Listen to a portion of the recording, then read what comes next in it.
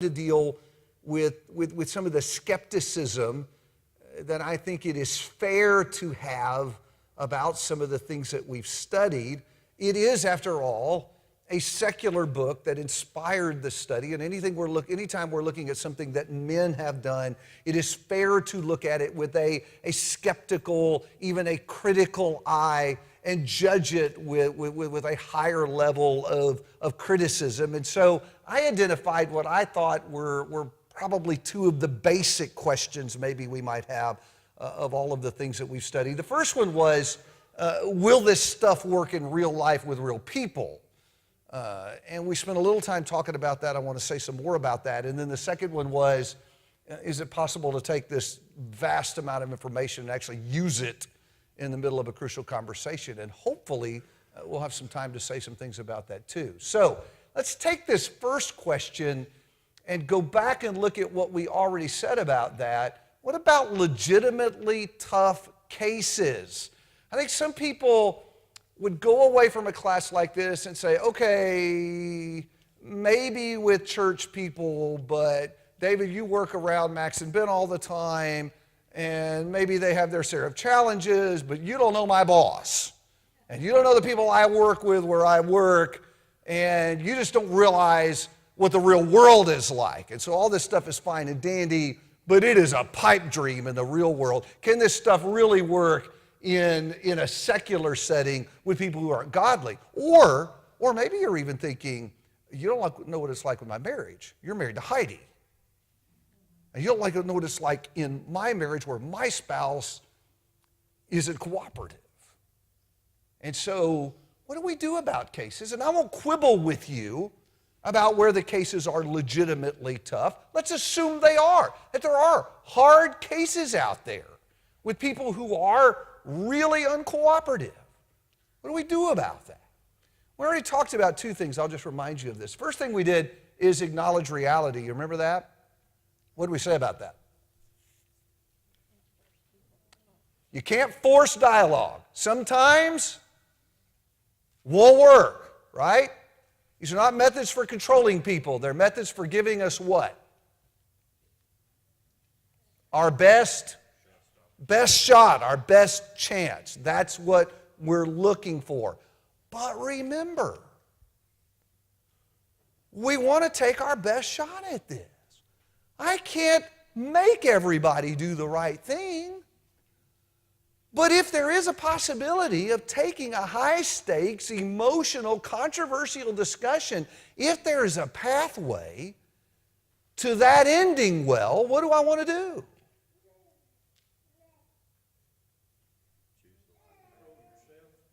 I want to get there. I want to do the things that will get me there. So remember, we plugged in a little Romans 12 here. Remember verse 18? So far as what? So far as depends on you. It can't always happen, but if I'm holding the card to play that'll make it happen, if there's some way that I can facilitate the process, that's what I want to do. Which brought us to our second point, and that was, don't give up too quickly. And we talked a lot in this point about the idea of pressing on and persevering and pursuing. The Bible uses that language. The idea is we want to work really, really hard at this. Don't just make a little effort and say, well, it doesn't work, I'm just going to give up. I think that we need to pass that biblical threshold. That's the question I want to ask myself. When the Bible says, work really hard, can I say that I've done that? Make every effort, pursue peace. Can I say that I have met that threshold? Now, I'm going to give you three more things to add to that list. These are advice. This is the advice for dealing with tough cases. Number 3, start with yourself. We've already said that, right? Please nod your heads up and down because you remember that, right? And we start with ourselves in tough cases for exactly the same reason we began the whole class by saying start with yourself. Why do you start with yourself? Number one, I am the only person that I can't change. So if your boss is a big fat jerk who is obstinate and uncooperative and not interested in going to dialogue, what's the chance you're going to get him to do the right thing? Nope. It is not going to start with him. If this is going to turn out good, it is all going to have to come from you. So I'm the one I can do something about, number one. And number two, why else should we start with self?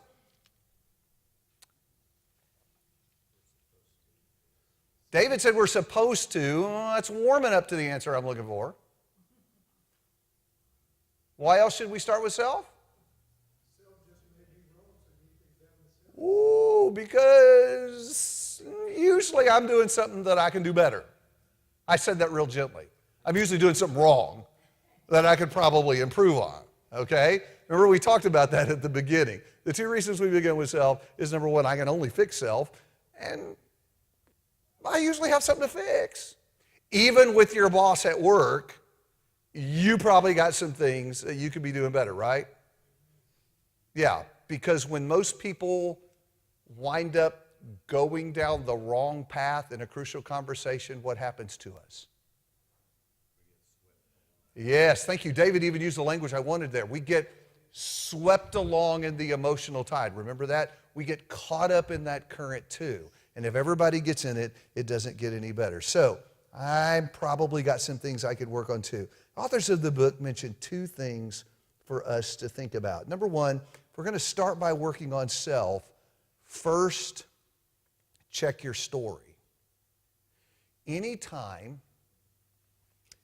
when you're talking about tough cases that you've decided the other person you're dealing with is an absolute hopeless loser and you are a completely innocent victim to their absolute hopeless loserness. Not sure that was a word, but it worked. What does that sound like? That sound like something we've covered at some point this summer? Oh, say that again. What'd you say? What is that? We talked about it.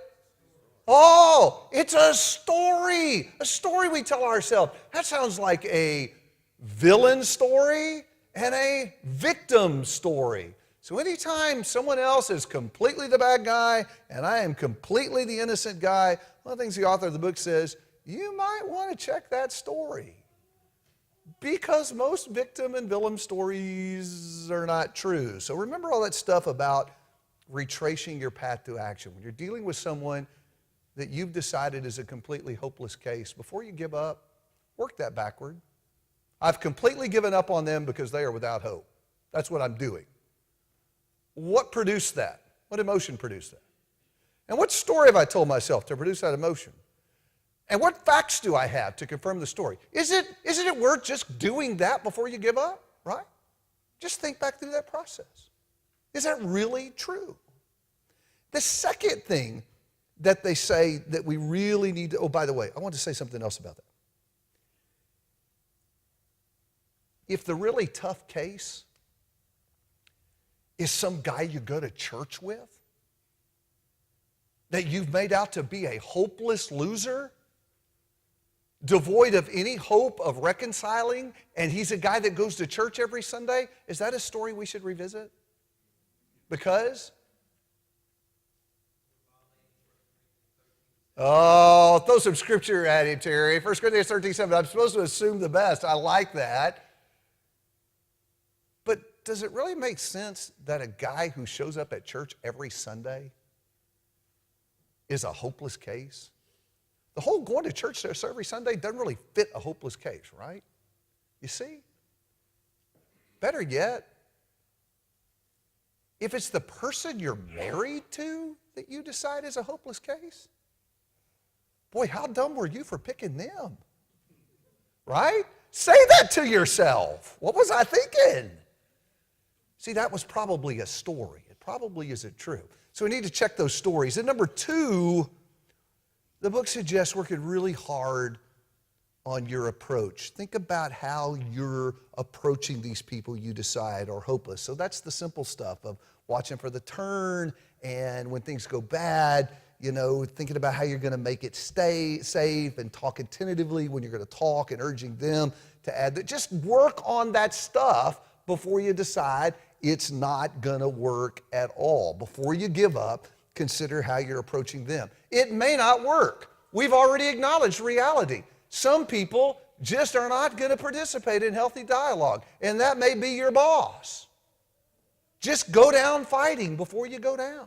Give dialogue a chance to work. Okay, number 4. Here's the 4th thing I want you to write down. When working with tough cases, be sure you begin at the right place. The book says a couple of things about this that I thought were really, really good. First thing, start with one thing. What's the parable about eating an elephant? How do you eat an elephant? One bite at a time. What's that mean? What's the point of that parable? When you're taking on something that's real big, start small. So if you and your spouse are sitting in this class and you're one of those couples that about 18 months into marriage decided we can't talk about any important issues because that just goes badly. So for 15 years, y'all just stop talking about important stuff. Remember the illustration of the bags of garbage? And they've piled up at your house? And your house smells bad right now? And so you go home tonight and you say, okay, let's take a week of vacation and address every problem in our marriage we've left unresolved. Please don't do that. Because by about Wednesday, you're either going to need a lawyer or a marriage counselor. That probably isn't going to be pretty. Don't try to bite off that big a bite. That's really big. That's eating the whole elephant in a week. That doesn't work. Try one thing. Work on one thing. And the second thing the book says is start with something small. That kind of made me think of Dave Ramsey. Any of y'all follow Dave Ramsey? When you're deep in debt, do you know what debt Dave Ramsey says to tackle first? The littlest one. Why would he tell you to tackle the littlest one first? Because you can knock something out, take one on that you can pay off in 2 months. Because then you have a victory to celebrate. I think that's pretty good advice. And that's pretty good when it comes to resolving problems in your marriage. Tackle a little one first so that you can have a victory, so you can have a success. So instead of saying we'll resolve all the unresolved problems in our marriage for the last 15 years, how about just saying we're going to tackle one thing, and maybe all we're going to talk about is how we need to talk. Maybe guys, you're looking at your marriage and say, we're one of those where we don't deal with sensitive issues, so you say to your wife, could we take a night and devote an hour or two to talking about how we could talk better? I'm not trying to say this is all your fault. I'm just saying I don't feel like we talk very good, and I'd like to do that better and have a healthier marriage. Could we devote an hour to that? How about that? Think that's a better approach? So the book says, begin at the right place. Start with one thing and start with something small. And then, finally, they advocate patience. I mentioned on Sunday that at the very beginning, or at the very end of the book, Crucial Conversations, that each of the 4 guys who contributes to the book has their own little section of personal observations. And Ron McMillan, one of the authors, in his section talks about an experience he had with his daughter. He said they went through this real bad period with her where she went from being a straight A student to a C and D student. And then her personal grooming fell off, and then she began to hide away in her room. And when they would try to talk to her, they just got this wall of silence. And when she did finally speak, it would just be sarcasm and complaints. And every time they had a conversation with her, it just failed. It was awful. It ended badly. Ever had an experience like that? What do you do? So he said what they did is they refused to let her behavior sweep them into the emotional tide. And he said what we did is every time we got silence and sarcasm, we responded with respect and safety. And we did that for weeks and weeks and weeks. And he said finally, after weeks went by, she came to us and she told us what the problem was. And he said he learned something from all of that. And I will read what he wrote in the book about that. He said this. He said, the temptation is to think of a crucial conversation as my one chance to solve this problem, or as the one conversation needed to save a relationship.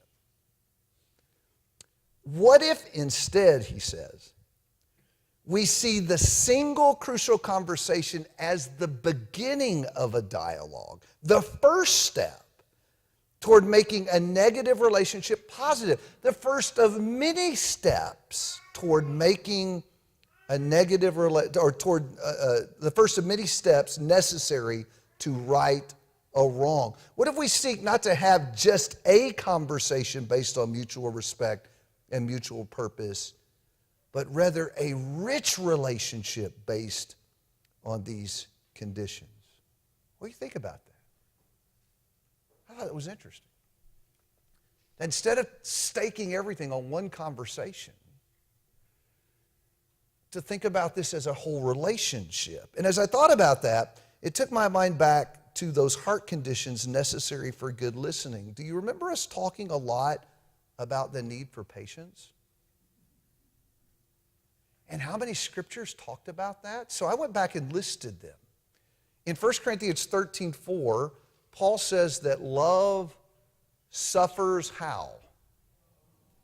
Love suffers long, and adds in verse 5, it is not provoked. And then, when he wrote to the Thessalonians, this is 1 Thessalonians 5, verse 14, he said, love is patient, or he says patient, that we ought to be patient with everybody. I'll get it out. And then in 2 Timothy 2:24, he gave another application of that when he said that we should be patient when we are wronged. And then in Ephesians 4:2, he not only urges patience, but then he said we ought to show tolerance for each other. And then there are those passages in Colossians 3 and verse 12, he said to be patient. And then in verse 13, he said we should bear with each other. And so before deciding that someone is hopeless and I'm just going to give up on them, I think I need to ask myself, have I suffered long? Maybe I just haven't given this enough time to work. And by that I mean, not I've had a lot of failed conversations, but I have tried again and again and again and again using healthy dialogue skills to do the right things, and it didn't work. Can I say I did that? Or can I just say we had a bunch of bad conversations where we both did bad stuff and it didn't work out so well? What can I say that I've done? You see the point? So maybe I just need to be more patient. Do you have any thoughts you want to add to any of those last 3 points? I want to be sure I got through them and I just sort of monologued about that. Would you like to add? The last thought I jotted down in making the case for working through the tough cases was, what do you have to lose? Meaning, what's the alternative to working through them? Being patient, working harder. Well, it's hard to imagine how a failed relationship gets any worse, doesn't it? So you could sit back and say, well, I don't know this whole thing about making it safe and looking for mutual I don't know how that's going to work. Well, what's the alternative? Keep failing? Have an awful relationship with your boss every day at work? Woohoo, look forward to that. Or coming home every single day and not be able to talk about a single critical issue with your spouse without having a big explosion? Yeah, that sounds like fun. I want to live in that house. Sign me up. Right? What do we have to lose? Even if it's really, really hard and we have to work at this over and over again, I think it's worth the effort. What's the alternative? Anybody want to add anything? Because I'm about to press on to the second criticism. Okay? All right, jump over to handout 19. Now we'll talk a little bit about this other problem of how you actually implement all of this. I used to try to play golf. Have any of you tried and failed to play golf? Anybody in the boat with me with that? It makes my brain hurt to try to swing a golf club because there are about 8,000 things that you have to do to swing a golf club correctly, right? You got to grip the club a certain way. You got to stand a certain way. I'm not even going to try to do it because Greg will judge me. He's just sitting there waiting for me to mount up so he can say he's not doing it right. And your shoulders have to be a certain way, your back has to be arched a certain way, your knees are supposed to do something, and your feet are supposed to be a certain distance apart. And don't even get to the part where you actually start moving the club because then your body's supposed to do it the whole. And I've had people who would stand there and tell me all that stuff and say, okay, do this and this and this and this and this and this. I mean, it's like a video. It's 1,000 things. So you get all that stuff in your mind, and then you have to do what? Swing the club. And I'm thinking, how do you do all that and swing the golf club? I mean, it's not possible. And so when I thought about the last 3 months and all the stuff we've been saying about crucial conversations, it occurred to me this is kind of like swinging a golf club. We're talking about these conversations that often come out of the blue, right? I mean, all of a sudden you're having this conversation with an employee at work and you're yelling at each other and you're thinking, well, where did that come from? Or your wife, right? They come out of the blue. They're high stakes. They're emotional. They're controversial. And you got all this stuff you're supposed to think about. Okay, I'm supposed to see it coming, right? Got to watch for the turn. I got to do body language and tone. And then when it happens, I'm supposed to know how to make it safe, mutual purpose, mutual respect. And then when I start talking, I got to talk tentatively and then invite this feedback. And I'm supposed to do all these 4 things. What is that, amp or ramp, or how does that go?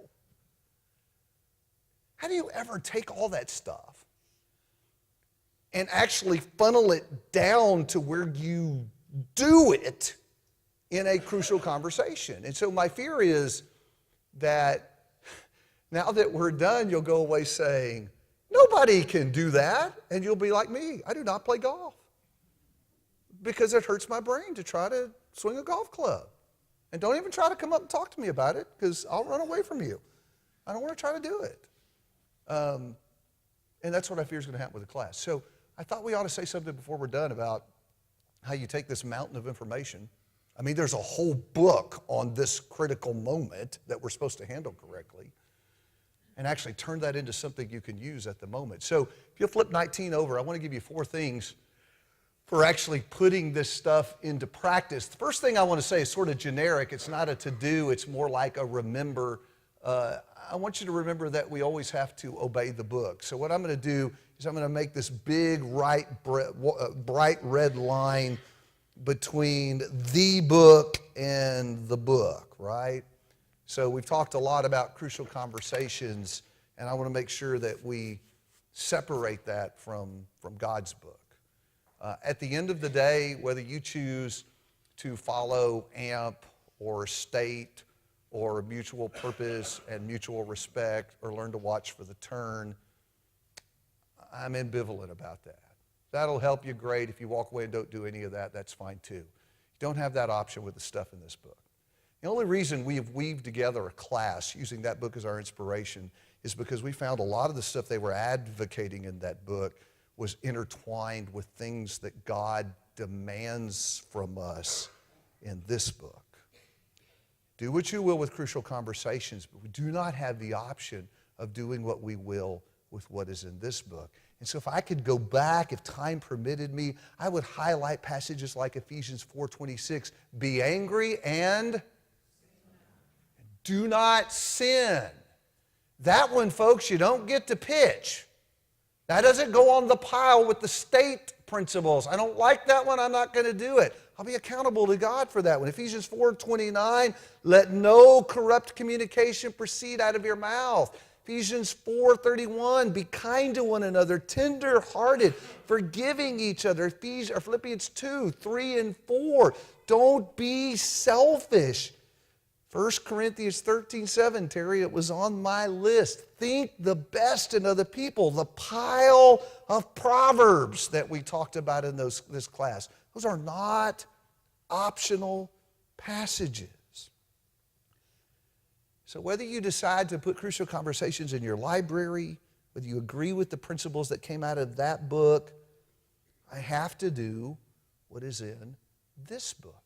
And I would add, doing what the Bible says about these things is critical.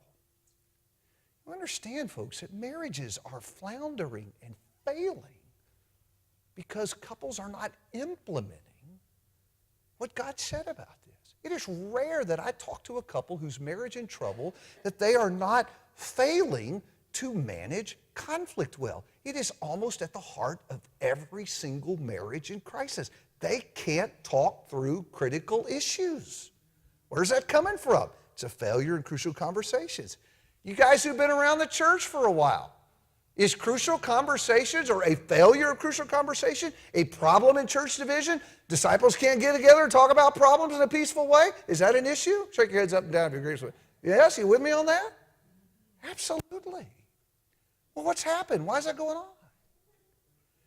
Because God already wrote the book on this. And disciples are not doing what God said. And so we need to be committed to that. Whatever we choose to do with the other book. I guess one of the concerns that I have is that what we might do is throw the baby out with the bathwater. You with me? That we might say, well, you know, David was just using that business book. That's what is the heart of the class. And I don't really need to follow some business book, so I'm just gonna pitch all of this out. You can't do that. I didn't even give you that book in this class. I've been trying to focus you on this book. It's in the Bible. We got to do what that says. That's not an option. You with me on that? So the first key to making all of this work is feeling this powerful obligation. I got to do the stuff that's in the Bible. We together on that? All right, I like that. Anyone want to add to it? Feedback? Comments? You are throwing me into lecture mode tonight. Very uncomfortable with that. Second thing, see the value of recognition. Someone says, what in the world does that mean? Write it down and I'll tell you. The value of recognition. So Kerry Patterson is one of the other authors in the book.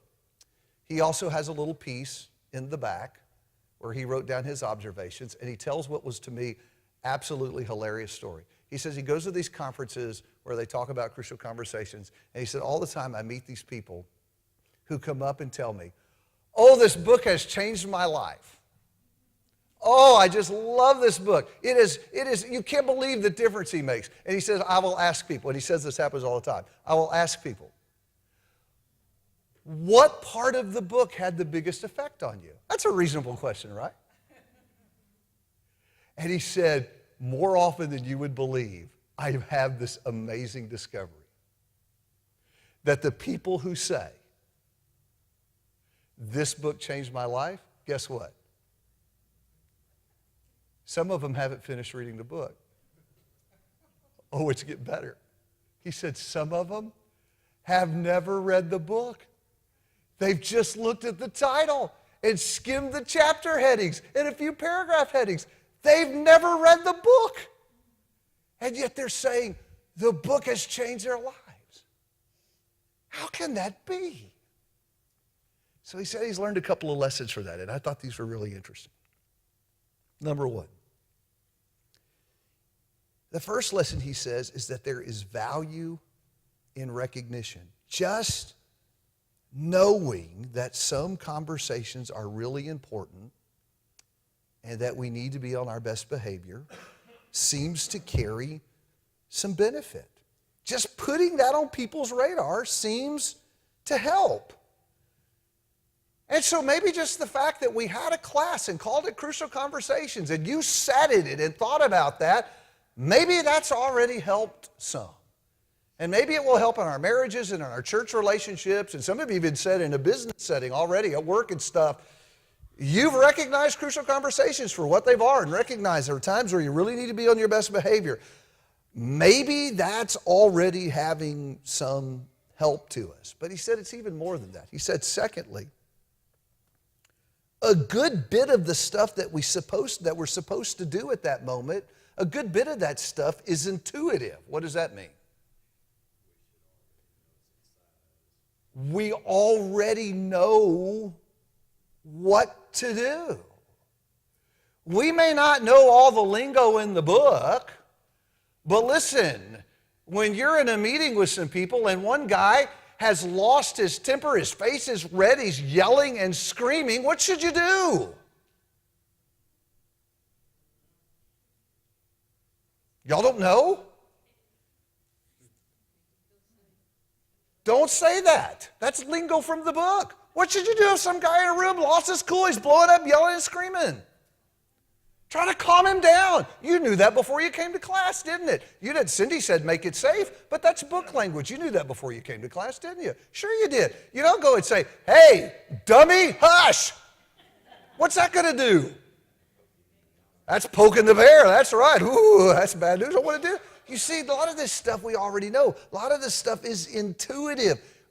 We kind of already knew that we needed to try to make it safe. I hope that maybe through the class what we've done is we've just kind of put a few more tools in the toolbox. So interestingly enough, the guy that wrote the book, Crucial Conversation, said, you really don't have to read the book and memorize all the methods and perfectly execute all the strategies to make crucial conversations go better. He says, really, just recognizing crucial conversations for what they are and kind of going with your gut about what you ought to do at times like that,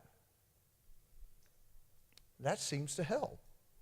And you're sitting there thinking, okay, well, we just spent 3 months doing a whole lot more than that. Sounds like we wasted a whole lot of time. Why did we do more than that? What's the answer? Don't have one. Wasted class. Why should we do more than maybe just what we intuitively know to do?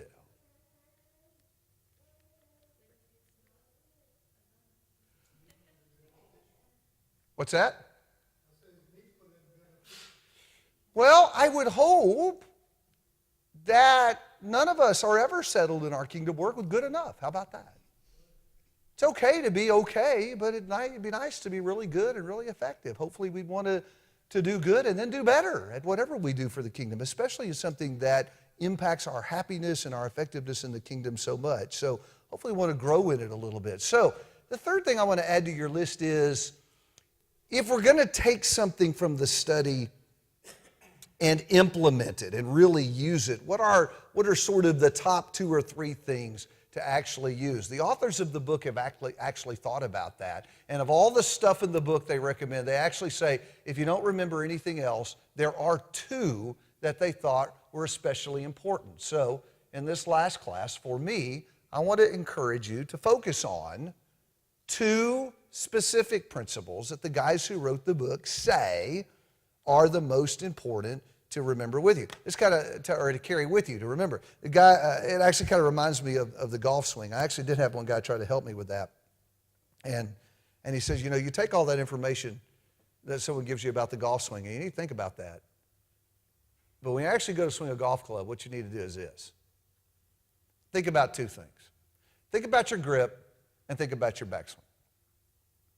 And just think about those 2 things and swing away. And when your grip is right, when your backswing is right, then think about something else. Because you can't think about all that stuff all the time.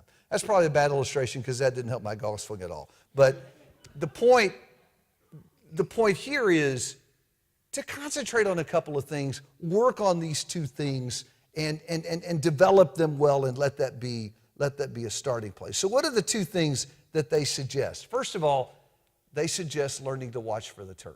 Why would that be a really good, of all the things we talked about, why would that be one really good to learn? Well, the whole point is to get into a crucial conversation, or at least to recognize when one starts. Why would it be really good to be really good at recognizing when one starts? When you have to turn on all the things we've learned and watch for things and pull yourself out of it so that you're not blowing off of the emotions. Why is it better?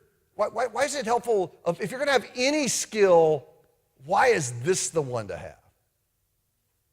Because if you realize what's happening, you won't follow him down that trail. It's so much better when we know it's coming, right? That's why I like hurricanes better than tornadoes. I've already said that in this class, right? What's the difference between a hurricane and a tornado? I know the hurricane's coming like for a month. It's just slowly coming this way, right? Tornado, it's like get to the closet, it's next door, okay? When you watch for the turn, you get this expectation. You see the storm coming, which allows you to, yeah, I could start getting ready for it. So of all the skills, I'm in such a better place when I know that it's coming. And so this is thinking about things like learning to not just read content, but conditions, watching body language, reading tone, looking at facial expressions. Get really good at paying attention to what's going on in the room and not just getting involved in the discussion. The second thing that they said is really important to develop is the ability to make it safe. When you see the turn, how do you make people feel comfortable avoiding silence and violence? How do you make people feel comfortable participating in dialogue? Remember the two things that help people feel comfortable? Mutual respect, mutual purpose. I will tell you, when I went through the book the very first time, those are the two things I carried away. In fact, now you're going to bust me all the time. Because when you and I get in crucial conversations, you're going to hear me say things like, listen, I just want what's best for you and your family. You are important to this church. We want to serve you, and we want things to be good for your family in this church. And you're going to look at me and say, dude, that's a crucial conversation thing. You're trying to establish mutual purpose. You know what I'm going to say? Yes, that's exactly what I'm doing. We need to be on the same page about what we're trying to do here. It's not a trick. It's what is. We're all trying to do the same thing here. Mutual purpose, mutual respect. You see it? I do that all the time in conversation. So they say if you're going to pick any two, work on those two things. I will tell you, it's helped me so much in trying to talk to other people. I'm going to run out of time, so let me hit this last one. Last thing on my list is just to keep on growing. Don't be content with just doing things maybe that are intuitive. Don't poke the bear and yell at the guy that's already upset. We kind of already know not to do that. And maybe I get really good at seeing the storm coming, and maybe I'm even pretty good at rehearsing mutual purpose and mutual respect. I get good at that. Great. Then take it to the next level. Maybe grab Crucial Conversation off Amazon and read the book again. And maybe you don't even need to read the book. Maybe you just need to skim the chapter headings and think about state again. Or maybe you've had some problems, maybe in your marriage. Crucial Conversations aren't going so well. So I'm going to go back and think, maybe I need to do better at talking tentatively or making my case in a calmer way. Or maybe I need to do a better job getting my wife to join in and participate in a more healthy way. We'll see about that, but I'm just going to keep growing in this, knowing the impact that this has in my family, in my church family, the impact it can have on other relationships outside the church. Man, if I'm going to be good at something, this is a really good thing, important thing to be good at. I want to be a highly skilled disciple, armed with these tools God's given me. Take these really tough moments and turning them into something that'll bring God glory. Hope these things from God's Word will help you do that. Thanks for your attention.